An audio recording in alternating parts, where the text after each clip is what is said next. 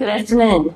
Thank you for joining us for Welcoming Wellness. The purpose of this initiative is to provide knowledge and resources to mental health caregivers. We also aim to decrease stigma by giving people a community, a place to come and share hope. I also wanted to remind you that we have a wonderful video library online. So if you have a question or need a resource that we're not covering right at this moment, you will most likely find a video online, welcomingwellnessnc.com, in our video library. So today, our speaker is Melissa Chacona. We've heard from Melissa before, and she shared some of her lived experience about her story about addiction and recovery. Today, she's going to briefly recap that story for us in case any of you were not here for the first presentation. But then she's going to go on to talk about living and thriving in recovery. Melissa, let's give her a hand. Hello, everybody. It's great to be here. Thank you again, Robin, for inviting me back. Thank you for all of you that were interested in caring about my story and wanted to know more.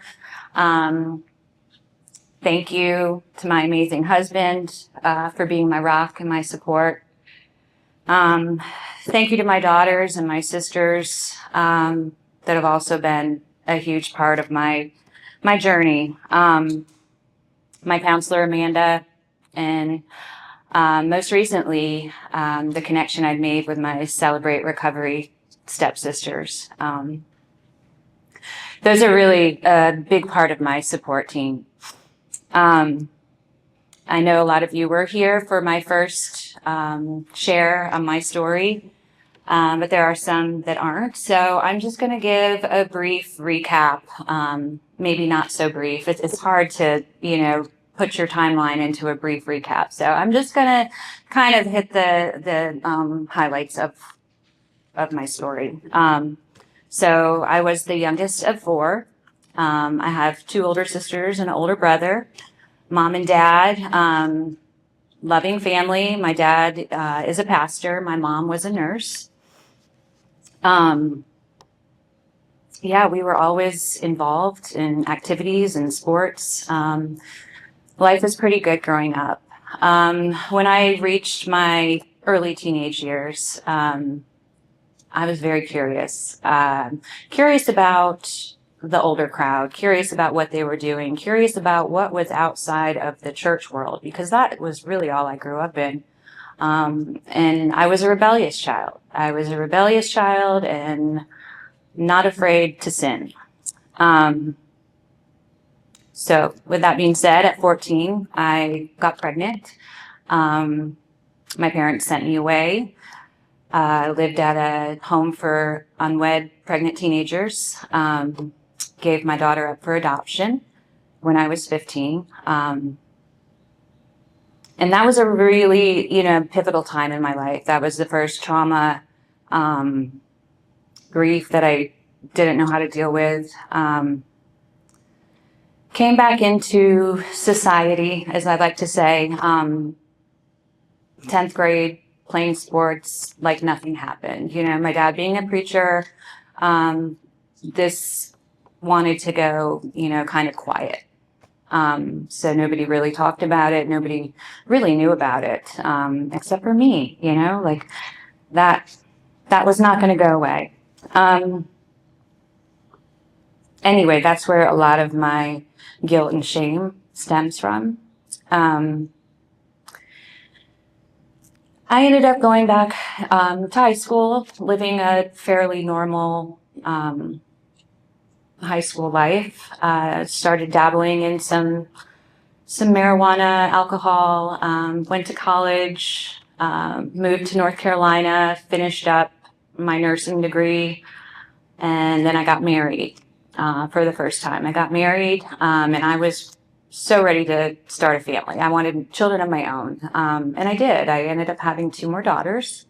And it wasn't until my second or third daughter, Isabel, my youngest, that drugs really became a problem. So throughout college or my early 20s, I experimented probably a little bit more on the risky side with different drugs, harder drugs. But it wasn't until the birth of Isabel, after that, I had a C-section, was prescribed some pretty strong pain medicine. And that's where the addiction really took off. So prior to that, I didn't have any of that irrational behavior that went along with addiction. I'm not sure if many of you remember Amanda that was here. She was my counselor, but she went over a lot of the different characteristics of addiction. So she kind of went over the educational side of addiction. So meeting those traits of an addict, those didn't really kick in until after I had started taking the pain medication, where I started becoming sneaky. I started trying to get more from, illegal sources. And I was nursing at that time. So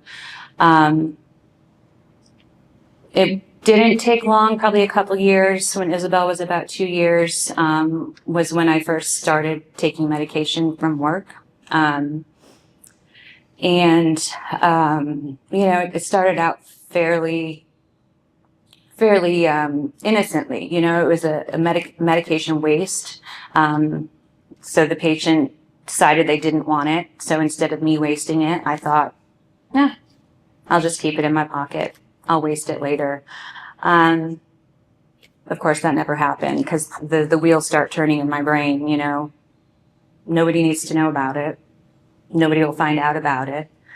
Anyway, so that progressed into, full-on addiction and me trying to get medication from any possible way that I could. I did end up getting caught. I had my first legal ramification at that time. I was charged with obtaining controlled substance by fraud. I was let go from my job at Wake Med. And then I entered a nurse treatment program. It's called the Alternative Program. And that allowed me to keep my nursing license and still go through recovery. So that was about a 5-year program, and it was pretty rigorous. It was a lot of work. It was a lot of check-ins, a lot of paperwork. And that was really my first dive into recovery. And that was hard because I didn't really want to identify as being an addict. I was just around 30 years old. And nobody else that I knew was an addict, it was just a different world. So that was hard for me to actually identify. And I think that was my biggest downfall is I really tried to look at those differences between them and me. And,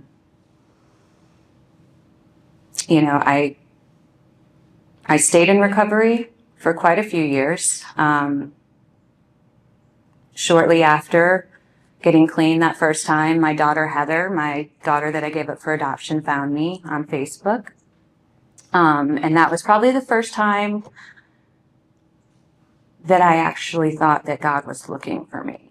That I thought maybe he does care about me. He brought my daughter back to me. And so anyway, she came back in my life. Things were good. And then I ended up getting a divorce. Kind of grew apart. Things were, just not going in the same direction in our marriage. So after the divorce, I also started veering away from my recovery. And all of those people that I felt like I was just struggling to connect with. Started dating some pretty, they were just in some bad, difficult relationships. I felt like I was still looking for that missing piece in my life. And thought I needed to find another husband or I needed to find, another partner. Ended up doing more damage to myself and probably my children. Up until then, I was still working as a nurse. I had all of my restrictions lifted. And I should have known, like looking back, I can see the warning signs, the flags. I started looking for nursing jobs that were going to be dispensing narcotics again.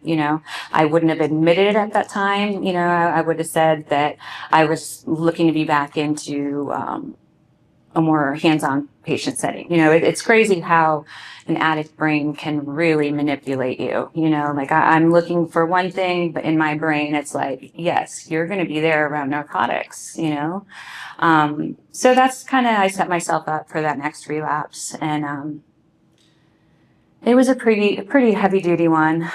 They do say that the disease, it can go dormant if we work at it, but it is always hiding in the shadows. It is lurking in the shadows, and when it comes back, it can come back stronger and more powerful. And that was indeed what happened. So I was working at a surgical center. At that time, when I got caught there, the next day I entered into a treatment facility for 28 days. It was Fellowship Hall in Greensboro. I have wonderful things to say about that treatment facility. I do remember that first day being there and seeing the steps on the wall and thinking, oh my gosh, I don't want to do this again. I don't want to be back here. It's like every part of me just wanted to turn my back on those steps. And eventually, being there for 28 days, you start seeing the benefit and how they work in your life. And my mind became more open to the steps and realizing, okay, I am an addict and I'm going to have to work at this. The steps have been tried and true. And people can have success if they work it, and I knew that I was not doing what I needed to do. I didn't want to believe that I had to. But anyway, after getting out of Fellowship Hall, I was trying to put the pieces back together again. So I was in Fellowship Hall in April, and then in January, so 8 months later, I was leaving the gym one morning after dropping off my children and was pulled over by federal agents, swarmed with lots of cars. I totally confused, didn't know what was going on. They told me to get out, and I was shackled, ankles, hands, and they wouldn't tell me anything. They just said, you need to get in the car. You need to park your car and you need to get in with us. And that was a really scary moment. In my mind, I thought, okay, this is definitely tied to the surgical center, but so much time had passed, and I had done my treatment and I was in recovery, and I couldn't understand why this was happening now. But it did. And so I was indicted on federal charges.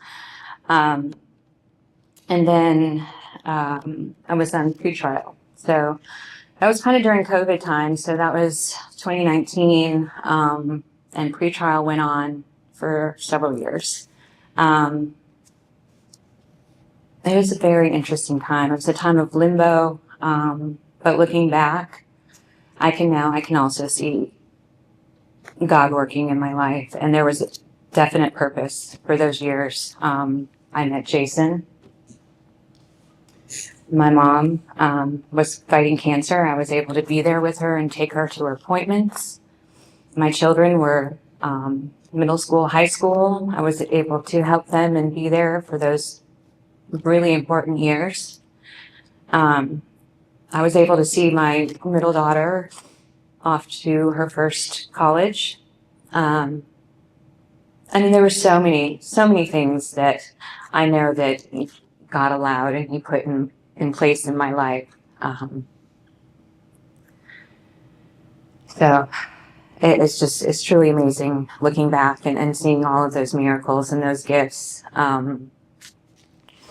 So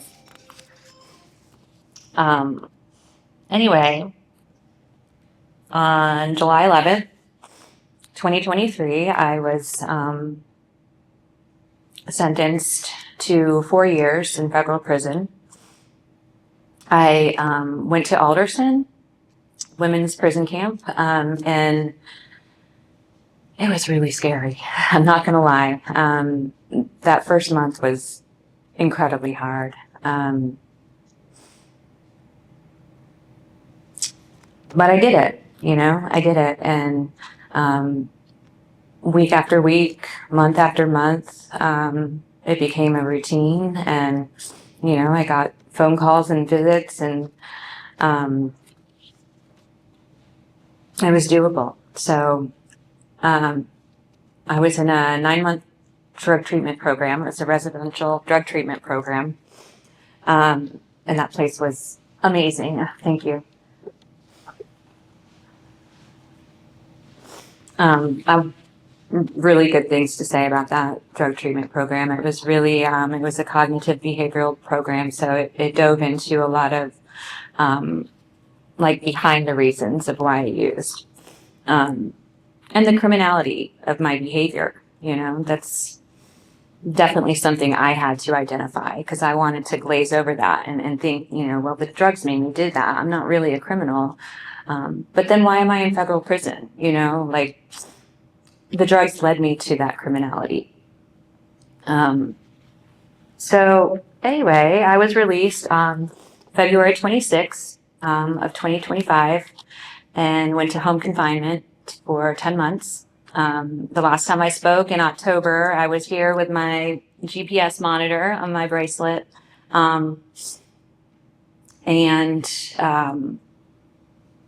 On December 5th is when the GPS monitor got off. So that was a huge day. I'm free. I can drive where I want to drive. I do have a probation officer that I check in with very rarely. He's pretty laid back. So, life is pretty good. I did come here today to share with you about what life has been like in recovery since the last time I spoke. So I want to be completely transparent with everybody, because that is something that I've struggled with my whole entire life, is being open and honest and being transparent. And I'm not going to say that recovery has been super easy. I did have a setback, and as hard as it is to admit this, it happened, and I don't want to go into too much detail about what it was or how it happened. But I know that one thing that I'm working on is pushing forward to make sure it doesn't ever happen again. I had to reevaluate my recovery. I knew that something was missing, and I knew that I needed to work harder. My family, my husband, my children, they couldn't understand, like, why you just got out of prison, what we have done for you. And I couldn't really answer them other than, this is just what I do. And thank goodness my husband said that he's not going to accept that answer. We're not doing the self-pity thing anymore. You need to figure out what it is, and you need to work at it. And so that is when I started really digging in. And also my counselor, Amanda, that was here, she said, you got to dig deeper, Melissa. And I'm really grateful for those people, the support in my life that keep pushing and then don't allow me to just give some cop-out answers, because it would be so easy to say, that's just what I always do.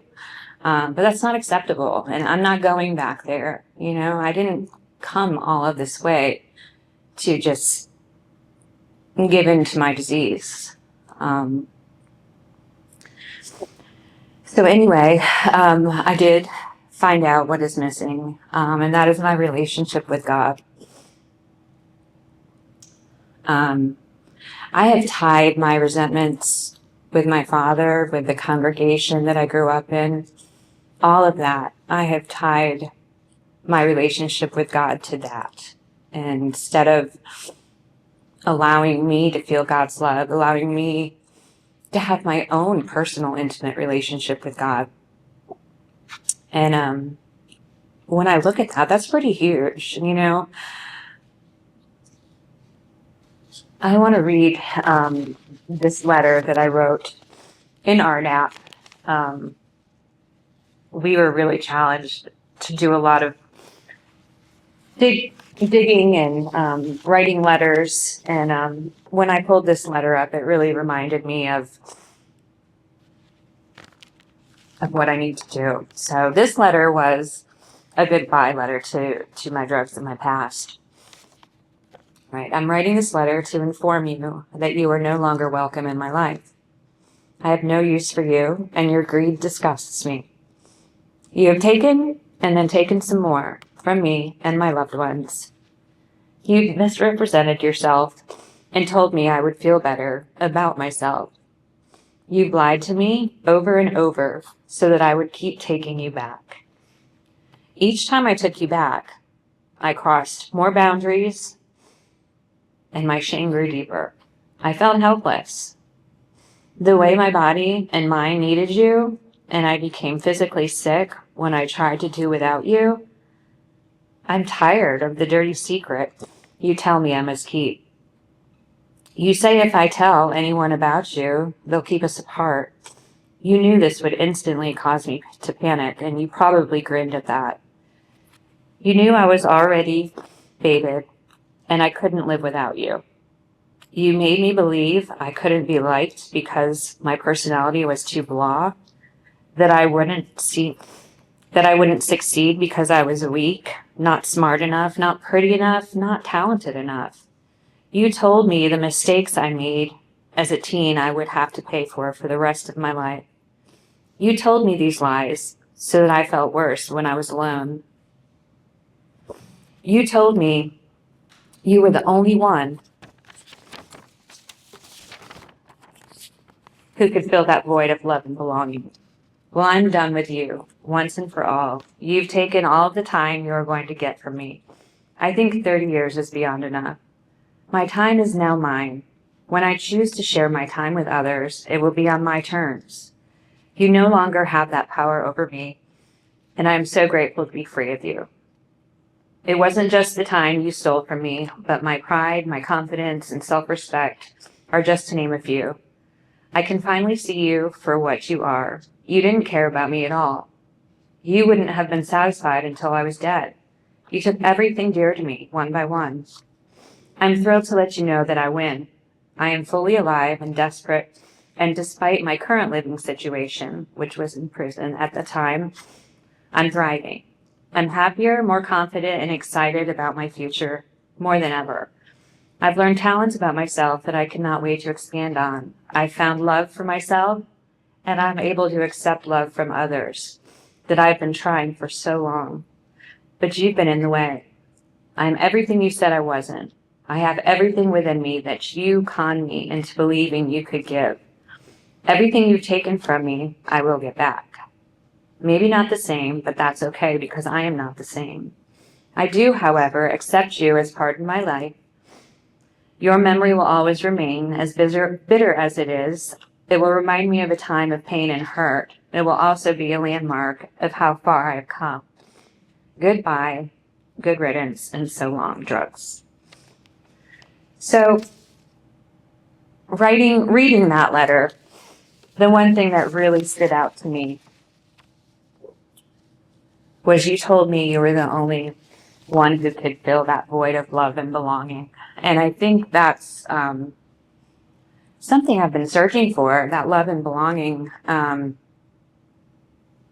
there's no human that can fill that. There's no cute outfit or nice dinner or a great hairdo. I mean, those are all going to be filled with the love of God.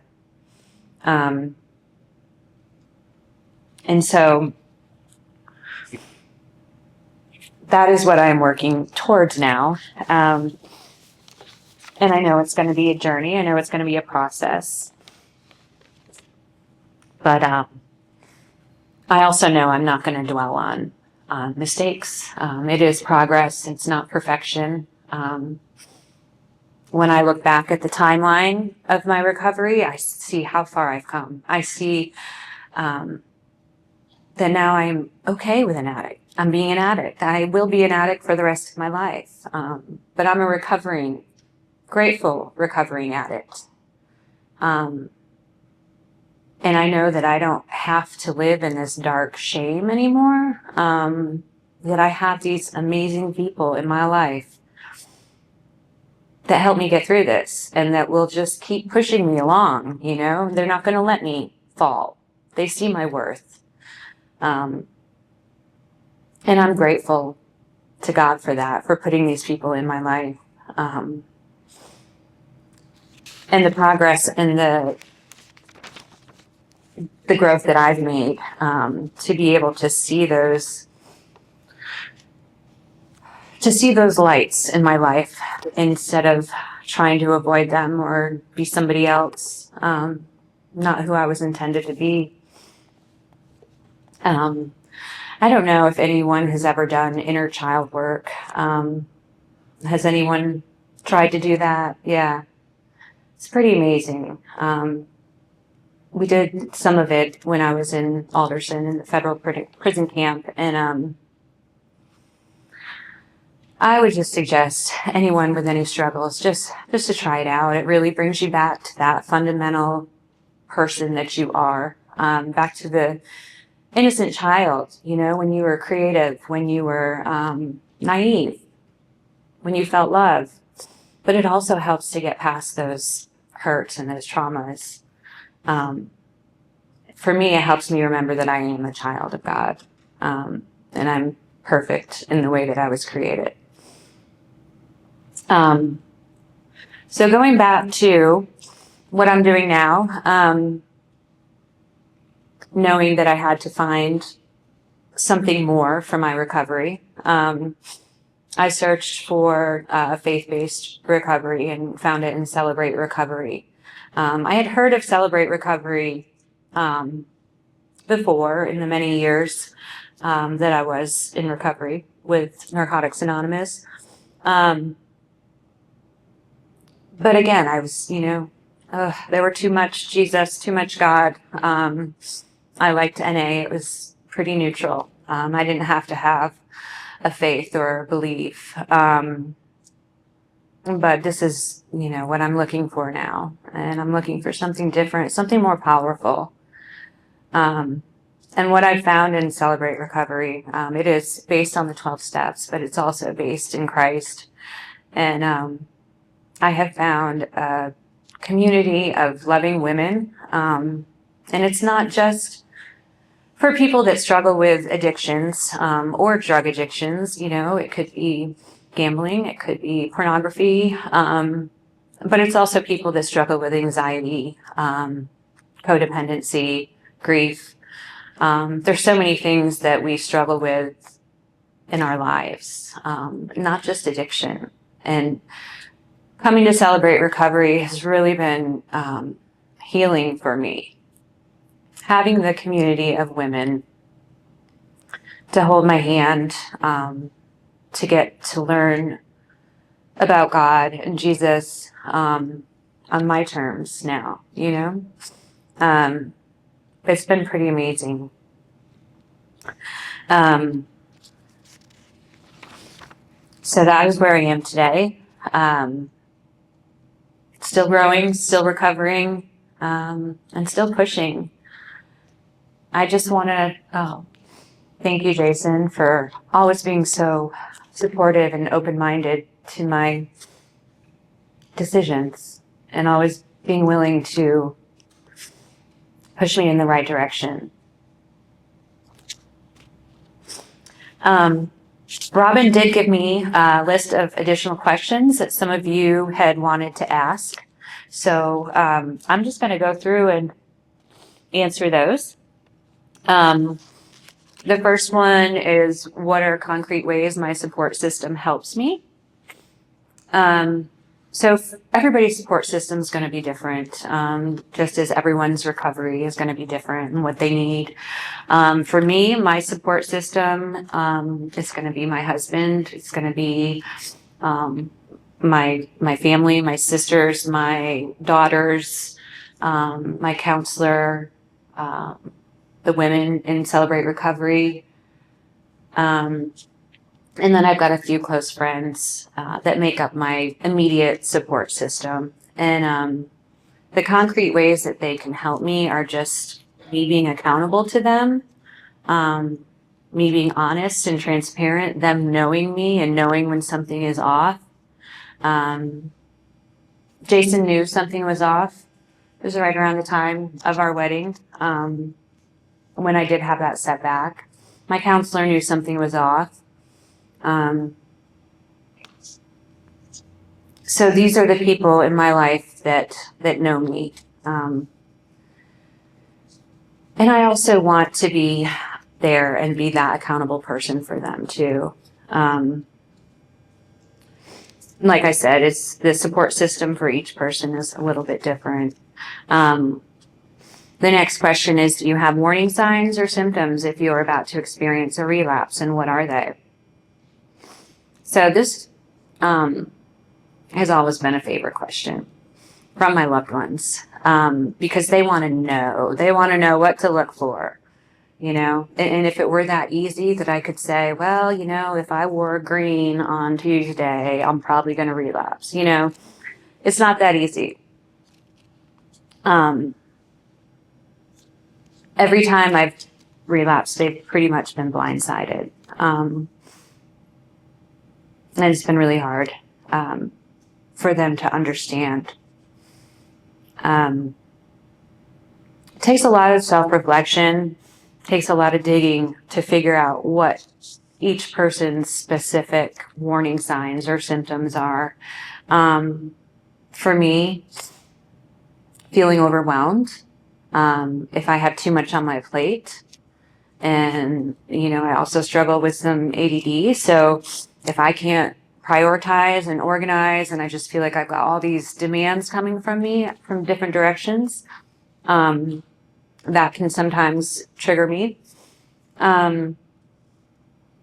I'm not showing up for things. And that's where that support system and that accountability is so important, that I have those, because I will be honest, that is a warning sign. If I start canceling or if I start making excuses that I can't go, you know, that means that I'm choosing other things that are more important. And for example, I had to do this about a month ago when the job I was working at the nursery, it was, you know, springtime. So springtime at a nursery is pretty busy. And they were wanting so many hours, and it's hard work. It's physical labor. And, you know, and I had all these other commitments too, that I had to my step study at Celebrate Recovery. And, I was wanting to do more with my painting and all of these things that help me spiritually or grow. Like, I was pushing them aside. You know, I was making excuses. I was starting to come up with reasons why I couldn't do these things. And I knew at that time, and I'm really proud of myself for catching this, that I had to make a choice. You know, what am I getting out of this job at the nursery? You know, it doesn't pay that well. Yeah, there's more hours now, but I mean, it was stressing me out, and it was taking away the other things that are so good for me.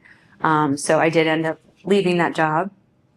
And that was the best decision, you know, and sometimes I'm just like, wow, that was pretty easy. I just made a decision like a big girl. But yeah, that's just an example of how, like, if I hadn't made that choice, you know, I probably would have started pushing away the things that were good for me, and that could potentially lead me to a relapse.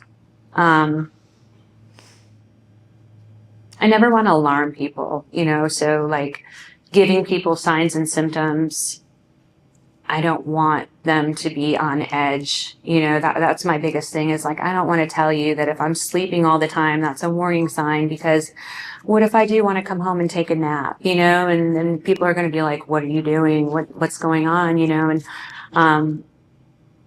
that's a decision that I have to make, and I need to be completely honest, you know, because my family, my loved ones, they have the right to ask me what's going on. You know, from everything that I've done, they have the right to ask me, is everything okay? I noticed you've been sleeping a lot, or, you know, whatever it is. You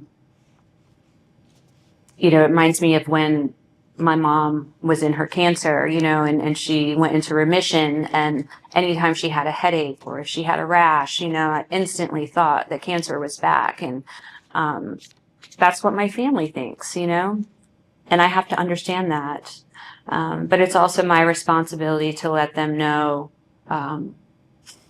what to look for. And again, it isn't that easy. I really wish it was. I'm still working on it, and it takes a lot of self-reflection, a lot of knowing yourself, and that's just going to be an ongoing process. The next question is, what makes this recovery period different from your other recovery periods? And I felt like that was just such a great question, especially given what's been going on with me this last few months.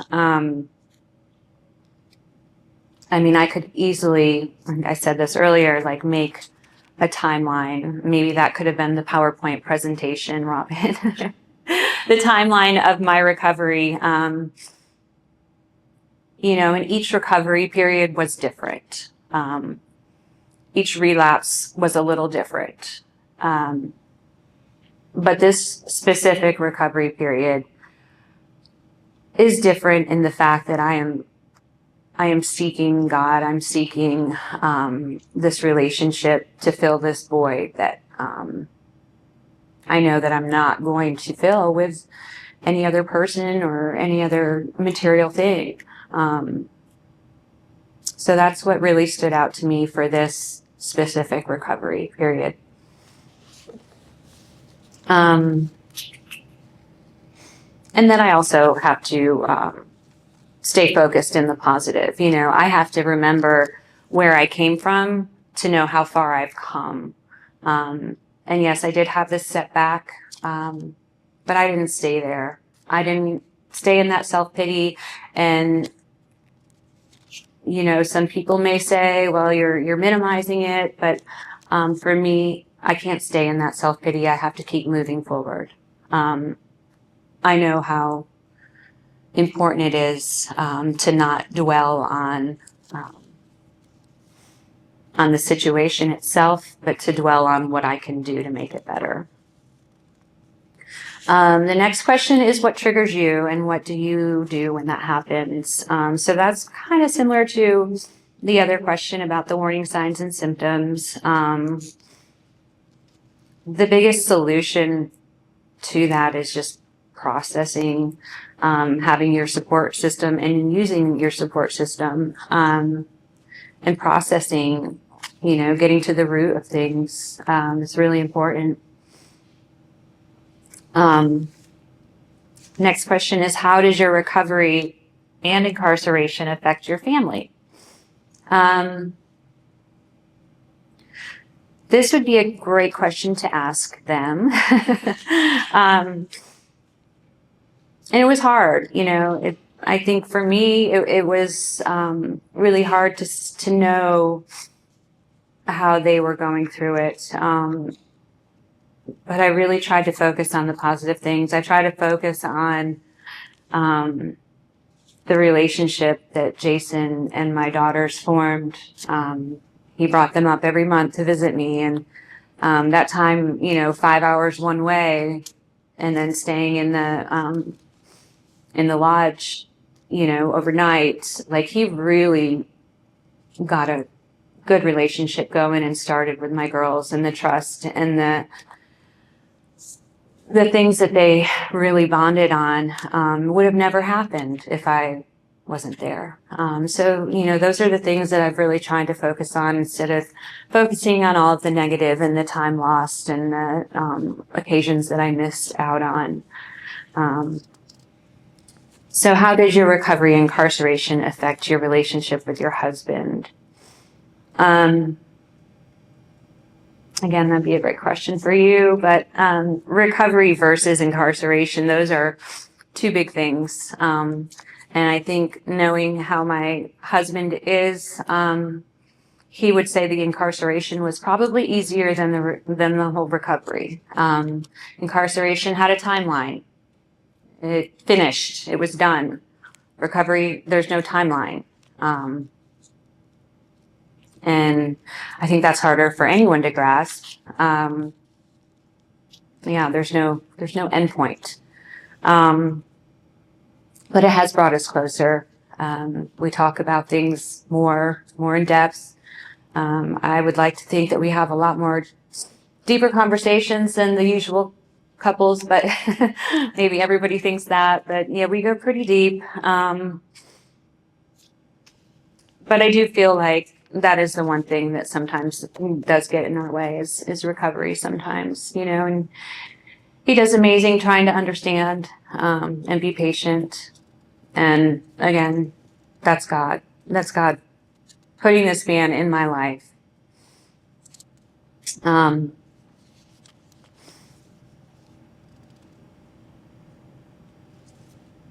next question is, what factors caused you to pick that particular rehab? So the rehab that I went to at Fellowship Hall, it really was just like first call. I knew that I needed to go ASAP, and they had a bed open.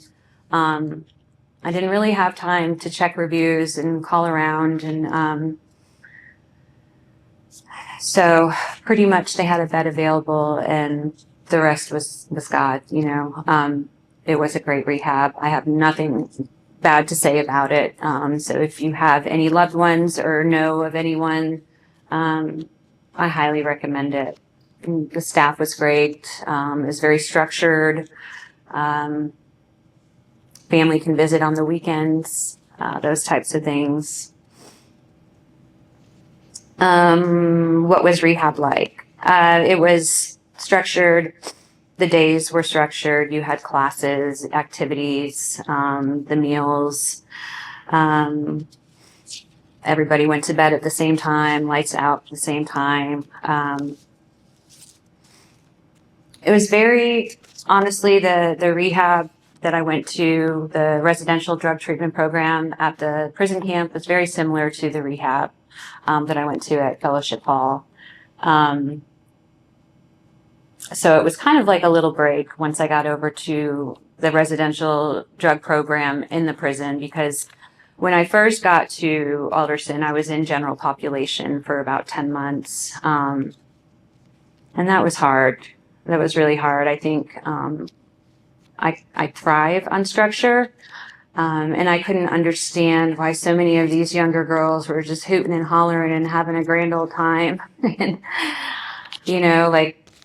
why is this fun for some people? I couldn't understand that. And, I was so desperate for answers and to work on myself and healing. I wanted to come back a different person. And, there were so many broken women, that were just content being that way. And, that was hard. That was really hard, especially these younger girls, because I know that a lot of times it takes 5-6 times of messing up to really get it. And sometimes they don't get the opportunity to get it, and they just want to give my knowledge to them. You don't have to live like this. But whether it's received is the other thing. So once I got into the residential drug program, it was a lot more of what I needed and what I was looking for. And so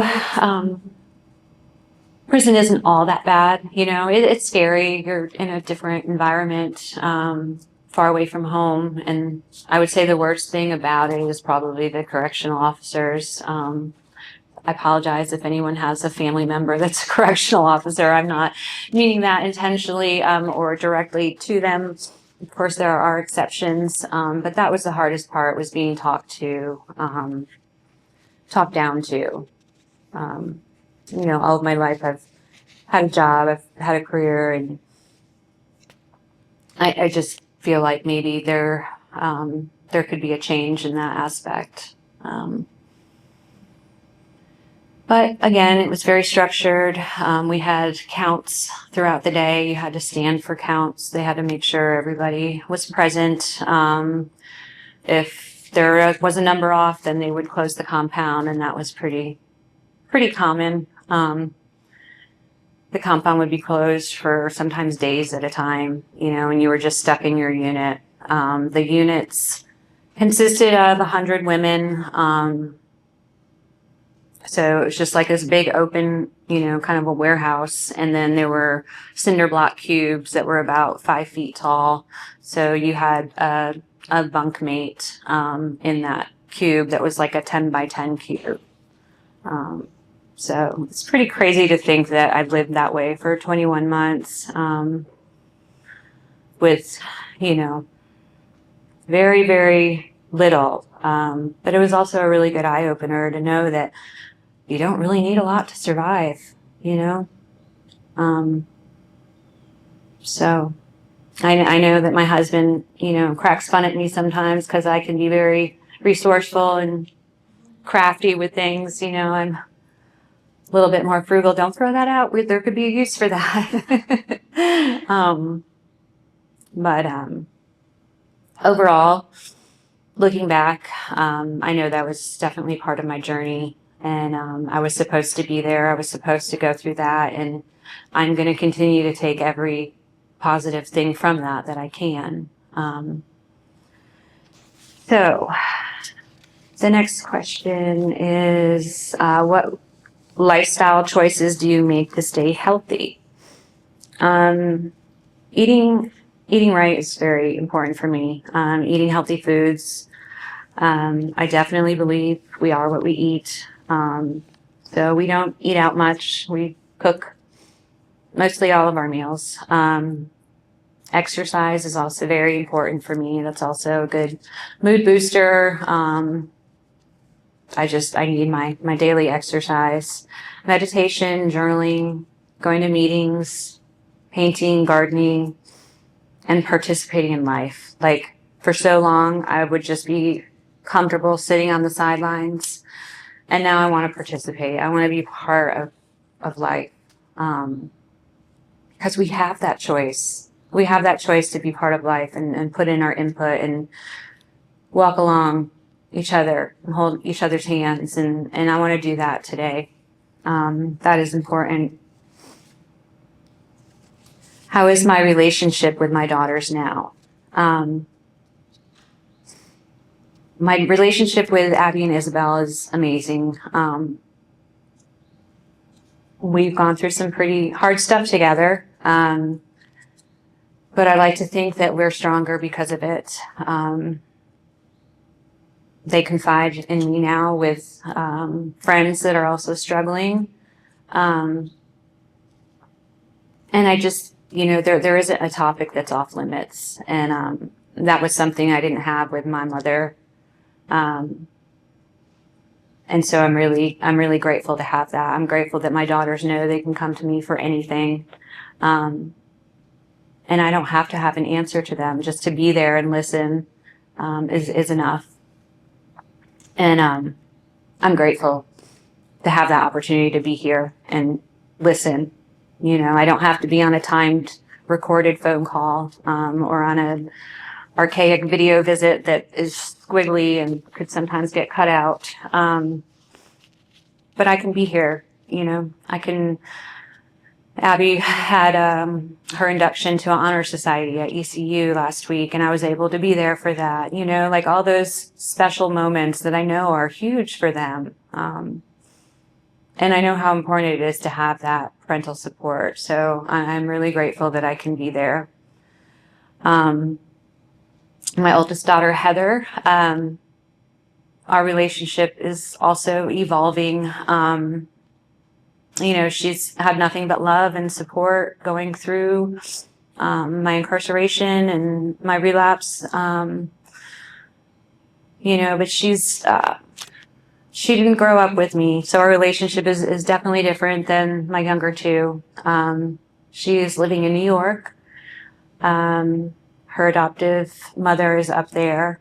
And I know the first time that I touched a little bit more on her upbringing, and how I have resentments towards her adoptive mother and the whole situation surrounding that. So sometimes I feel like that is a bit of a stressor for our relationship, because she went through a lot in her childhood, and I feel somewhat responsible for that, even though I know I was a child and it wasn't my responsibility. But I think sometimes that gets in the way of our relationship and understanding each other. So I do pray. I do continue to pray for that relationship. All right. So last question. Do you have addiction tendencies in your family? And no, I have never been aware of any addiction tendencies in my family. I know there is tons of knowledge, statistics out there that addiction is hereditary, probably more so than not. But in my case, I don't have any family members with addiction. If there are, they're hiding it really, really, really well. I truly think my addiction stemmed from early trauma at such a young age, with giving my child away and just really burying and stuffing those emotions, the grief, the loss, the abandonment, all of that, and then just never really dealing with that. So that coupled with repeated use, it started pretty young, escalated, and then, it just happened to be the right time, the right moment, that things took off to another level. So, and everybody's story is going to be a little bit different, and that's the beautiful thing. But I think I am all finished. Oh, we've got more questions. Okay. Okay, questions. Besides Celebrate Recovery, what are you doing or searching for to give purpose and value to each day, your life? So I have started teaching painting and gardening at a senior center in Fuquay and Apex. So I'm doing that a few times a week. And that's really been something I've started looking at giving back. I love that population. I never worked with that population in my nursing career. But I think maybe as I've grown and I've had older parents, I just really find that rewarding and giving them something else to do.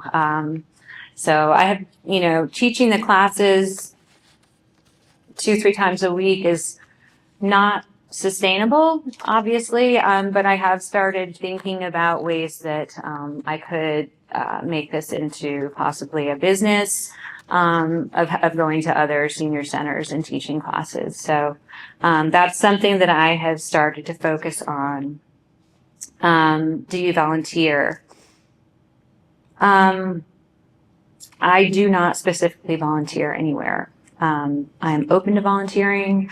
Right now I'm really focusing on the STEP study. So the STEP study is, it's almost a year-long program that goes pretty in depth. So I'm really focusing on that right now. Are you able to speak to middle high schoolers? Absolutely. I would be more than willing to speak with that population because I do believe that making that awareness at a younger age is so important, and knowing that it can happen to any of us. You know, we don't have to be from a broken home. We don't have, you know, it just happens sometimes, and how to deal with it and how to know that you're still worthy and capable of a productive life. It's important. I don't know about the DARE program. That was maybe in the 90s. Okay. Do I have a mantra? Like let go or let God?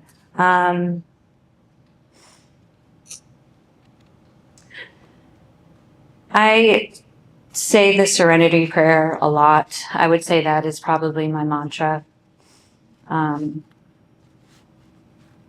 Because I do have a strong, very strong will. And it's important that I turn it back over to God so many times throughout the day. So if there is any type of mantra, I would say it would be the serenity prayer. Questions. Are there behaviors surrounding drug use that you still see in yourself?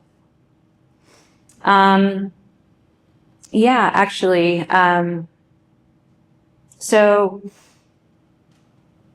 smoking, I will still smoke cigarettes, but I don't do it in front of anybody. I keep it a very hush-hush thing.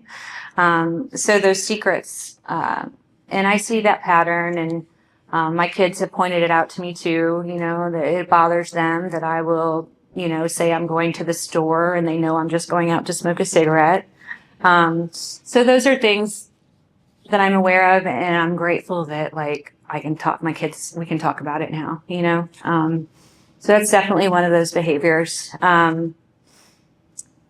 Jason and I were having a conversation. So since we've been married, he's in charge. Well, even before we were married, he's in charge of all the finances. And I still have my debit card, my bank account from Wells Fargo. And, you know, we're trying to streamline everything and make it more, you know, more simple, but I still use my debit card. And he's like, why do you still use that debit card? And I think it's like, it just gives me that feeling of autonomy.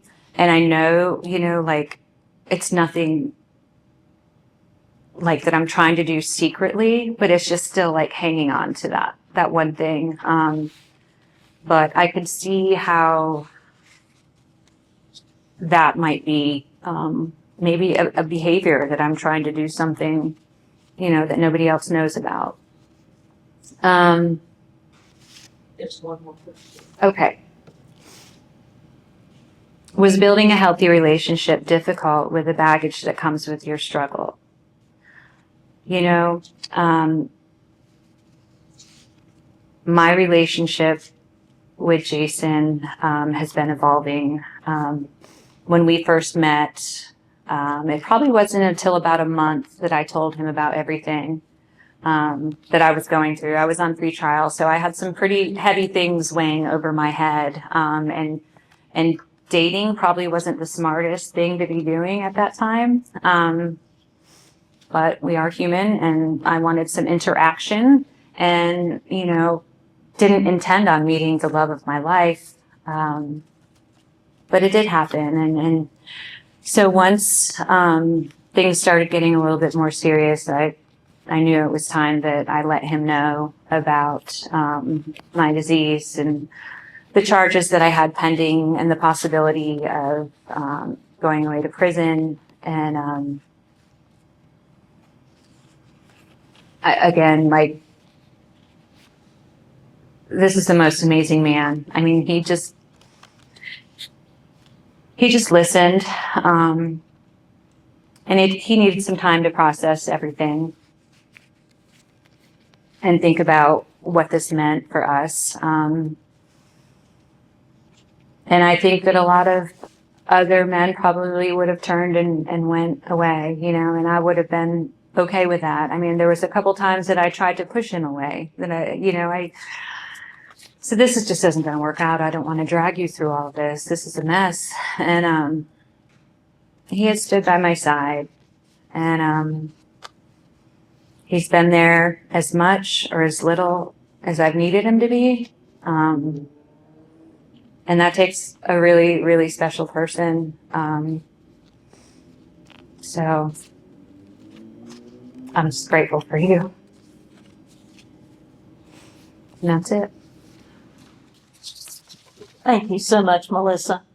There's nothing like hearing from people that have been there. That's the way you have to look at it, I think. We've heard from a lot of professionals, from clinical people, but to hear somebody that actually has lived experience adds a whole different level to what we're trying to do here. And I know that couldn't have been easy, and I thank you for doing it. Remember that all of our services are free. If you'd like to make a donation, you can do so on the welcomingwellnessnc.com website. And we want to thank you for joining us today.